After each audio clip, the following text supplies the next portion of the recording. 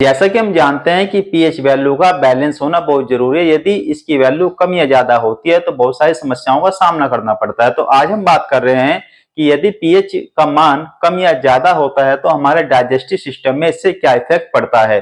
तो बात करेंगे आज pH in our digestive system में बात करेंगे।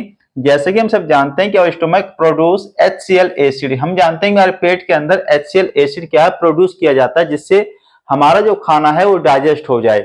लेकिन यदि इनडाइजेशन हो जाए हमारे पेट में, यदि अपच की समस्या हो जाए, खाना डाइजेस्ट नहीं हो रहा है, तो पेट क्या करेगा, मोर एसिड को प्रोड्यूस करेगा। वो ज्यादा मात्रा में वो एसिड को प्रोड्यूस करता है और उसकी वजह से क्या होता है, पेन और इरिटेशन शुरू हो जाती है।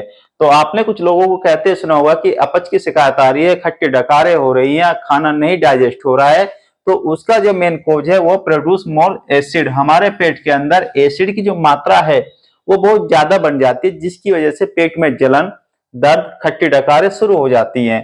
तो इस समस्या का जो सोल्यूशन है, केवल एक ही सोल्यूशन है कि इस पेन से और इरिटेशन से यदि हमें निजात पानी है, to get rid of this pain people use antacid. जी हाँ, एंटासिड जिसको हम गैस की दवाइयां कहते हैं या फिर एंटीसिड कहते हैं, या जिस तरह जिंटेक आती है, ऐसे लोग जिस तरह की जो टैबलेट आती है, या फिर हम क्या करते हैं, मिल्क ऑफ मैग्नीशिया, जिसका जो फॉर्मूला है MgOH2, ये क्या होता है, एक बेस होता है, मतलब अक्षार होता है। और ये क्या करता है, एक्सेस जो एसिड है उसकी मात्रा को न्यूट्रलाइज कर देता है। जो हमारे पेट में एसिड की मात्रा ज्यादा है उसको न्यूट्रलाइज करने के लिए हम क्या करते हैं, एंटासिड की टैबलेट या फिर मिल्क ऑफ मैग्नीशिया, जिसको हम डाइजीन भी कहते हैं, इस प्रकार की दवाइयां खाते हैं, ताकि हमें जो एक्सेस ऑफ HCl की वजह से जो परेशानियां हो रही हैं, पेन और इरिटेशन, उसको कम किया जा सके। थैंक